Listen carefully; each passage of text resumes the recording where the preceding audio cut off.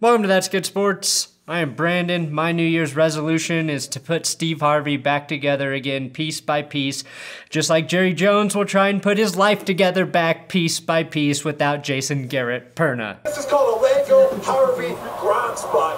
What are you doing?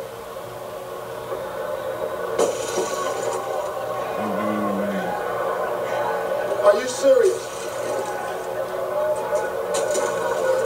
I don't want to work with him no more. Why is he here? Oh yeah, Gronk spiked the shit out of Steve Harvey's Lego head on New Year's Eve. And I know the guy who built that Lego head, that C3 Bricks, the same Lego artist that sent me a That's Good Sports Lego design. He suggested I could do the same thing and spike a Tom Brady head if we use it as a charity fundraiser. So I think that's an amazing idea, and I will make a plan to do that once Brady has been eliminated from the playoffs. Today, though, is all about the wild card AFC weekend preview and the closure we have been waiting for in Dallas. Jason Garrett is mostly fired, and I'll discuss Saturday's games between the Patriots, Titans, Texans, and Bills with Jameis Winston-like accuracy, which if you haven't watched my Jameis Winston 30 for 30, please do, and please share it with all of the powerful sports people on Twitter. And like Jameis Winston, my predictions will be both spot on and way off target. That's good sports.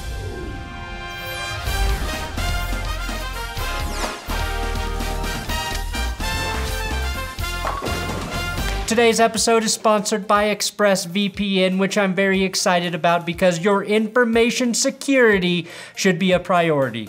What is a VPN? It's a virtual private network that protects your personal information from being seen by virtual pirates. When you're connected to an unencrypted internet, your personal digital information is exposed. ExpressVPN, through encryption, essentially provides a digital cloak to protect what you don't want others to see. And personally, I've never felt better about my weird search history for jokes to write on this show as I do now with ExpressVPN protecting my data. Better yet, it gives you access to apps or websites that can be blocked based on your location. Think about a sports team blocked out based on where you live. With ExpressVPN, you can reroute your connection to a different city or country to bypass those restrictions. So find out how you can get 3 months of ExpressVPN free by clicking the link in the description or going to expressvpn.com/thatsgoodsports. Some news up top, Jason Garrett finally is mostly fired by Jerry Jones and the Dallas Cowboys. We knew this was coming, but none of us expected Jerry Jones to remove the Band-Aid so slowly. I guess when you're in fear that if you rip off the Band-Aid quickly, it will pull all of the skin off your body and you'll be walking around like Heidi Klum on Halloween. It's best to make sure you take your time. The list of possible head coaching replacements in Dallas is longer than the lines of cocaine that fueled the Cowboys to all of those Super Bowls in the 90s.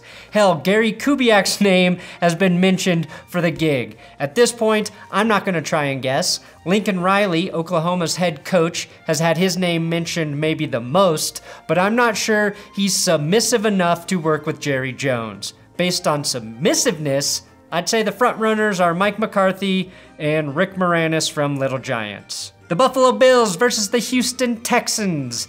The Texans are 2.5-point favorites.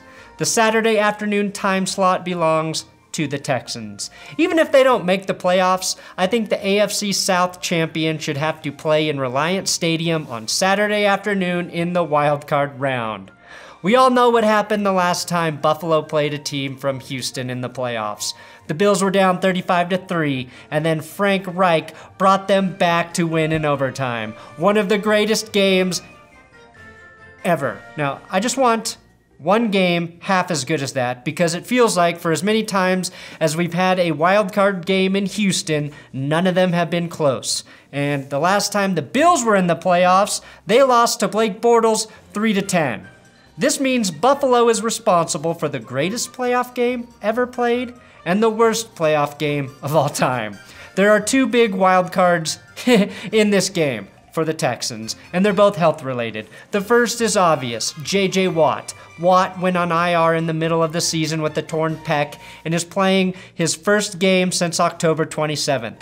Obviously, that's huge because Josh Allen is a different quarterback when faced with pressure. The second big wild card is the health of Will Fuller. Fuller is like Tyreek Hill in this offense in that he beats, chokes, and punches the top of the defense and creates separation underneath for guys like DeAndre Hopkins and Kiki Cutie. If Fuller isn't healthy, keep an eye on Kenny Stills, who had a few productive games late this season. There's nobody better in the league than Stills at making a defensive back question his sexuality. Buffalo may be without returner Andre Roberts, tackle Ty Nitschke, and corner Levi Wallace, although some reports say they're all on track to play, even though they are questionable. The Bills' defense finished the regular season second, with the Ravens trailing only New England and allowing the second fewest passing touchdowns in 15. Corner Tre'Davious White is, in my opinion, the best in the league. He allowed 0 touchdowns this season, 0, one fewer than Stephon Gilmore girls, and was the only corner to not give up at least 1 touchdown. He and Gilmore led the league with 6 interceptions, but White also had 2 forced fumbles. Imagine if Buffalo had been smart enough to extend Gilmore before he could hit free agency and become a New England fucking Patriot. Nobody talks about the Bills or Texans' run game because they're not exciting. However, they are both gritty and effective, as Buffalo finished 8th and the Texans 9th with 128 and 124 rushing yards per game. I think whoever rushes the ball more effectively in this game wins. Frank Gore and Devin Singletary combined for 1,374 yards. I wrote touchdowns there, but that would be very impressive. And just 4 touchdowns because Josh Allen steals them all in the red zone. Carlos Hyde, next to Phillip Lindsay, had maybe the quietest 1,000-yard rushing season ever. Nose tackle DJ Reader is a big, and I mean that literally and figuratively, a big underrated run-stuffing machine for Houston. With Watt back on the edge, Reader could really make it hard for Buffalo to run the ball effectively, so I think Houston might have better luck there. But I'm taking the Bills to win this one, 23-20. Maybe it's just the soft spot I have for Buffalo in my heart, and because I want Mark Miller's legend to be redeemed. Dallas went down, Gary! Now, I'm on Cameo.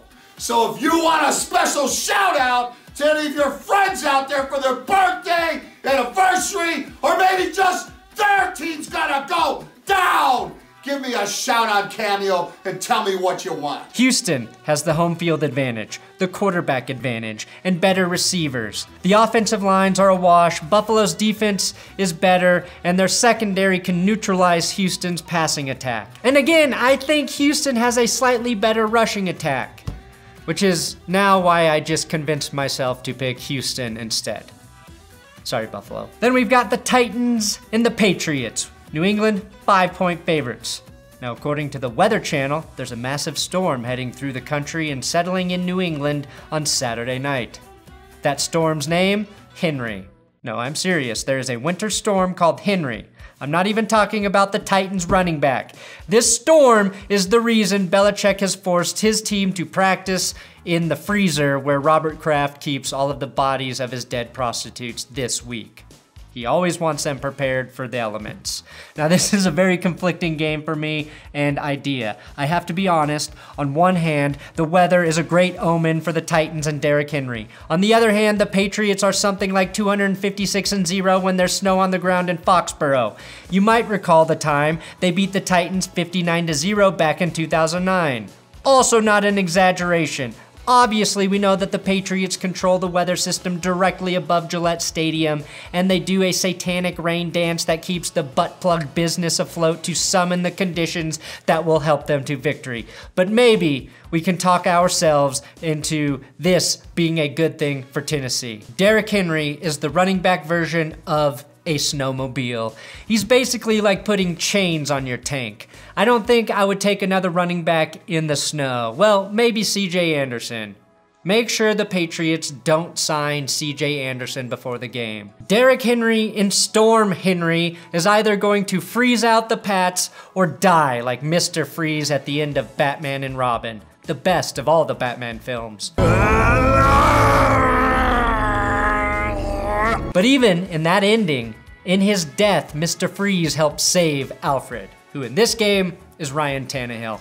Tannehill possesses the one attribute that has caused the Patriots defense problems all season, being a black quarterback. Sorry, I mean mobility. Tannehill is pastier, of course, than Mike Vrabel's upper lip, which hasn't seen the sun since Tom Brady was likable. Wait, did Vrabel shave off his mustache? You fucking idiot. Why would you remove the source of your power for the... Oh my God, Vrabel, why would you cut your balls off to spite your playoff chance? This changes everything. Fuck. New England has lost to the Ravens, Texans, and Chiefs this season, who are all quarterbacked by not just arguably the best QBs in the AFC, but by the 3 best quarterbacks at extending plays. The really good quarterback in the AFC nobody has talked about all season is Ryan Tannehill, also elusive and great at extending plays. He finished with the highest passer rating above even Drew Brees. He had 22 touchdowns in just 10.5 games and an astonishing 9.6 yards per attempt. He's the first quarterback since Joe Montana in '89 to complete over 70% of his passes and average more than 9 yards per attempt. On the other side, the Patriots quarterback Tom Brady is pulling his "still here, we're the real underdog" bullshit yet again. You are still here, Tom, but you're playing like you're already gone. LFG does not mean let's fucking go anymore. It means your lights fading without Gronk. The weather could be a factor, but I'm picking the Titans because I actually think they have a better team. They are 3rd in rush yards per game at 138.9 and tied for 2nd in rushing touchdowns at 21.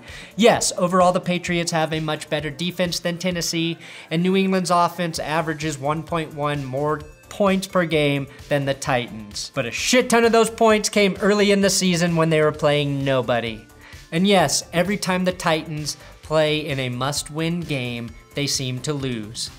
Unless they're playing the Chiefs, who are even better at losing must-win games. But Tom Brady's passer rating this season was just 88, tied with Jacoby Brissett and worse than Phillip Rivers. If the weather is bad, I don't trust the Patriots' passing game to outscore a team that can beat them into submission with Derrick Henry, king of beating stacked boxes. The Patriots have run the ball a lot the last 3 weeks, and it helped them beat the shit Bengals, the Bills, but wasn't good enough against Miami, which means New England will certainly want to throw a lot in this game because we're all thinking they're gonna run a lot. So Tennessee, stack the box, put your best corner on Edelman, take him out of the game, and it's over. Titans win this one 56-14.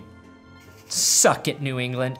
Thanks for watching another episode of That's Good Sports. Please subscribe here on YouTube. Make sure you follow my writing partner at WillKey6. He changed his Twitter handle to something I can't remember right now, but so whatever I just said, probably you're not gonna do it. So you can follow me on Twitter and Instagram at Brandon Perna. Wildcard, Titans, don't disappoint me.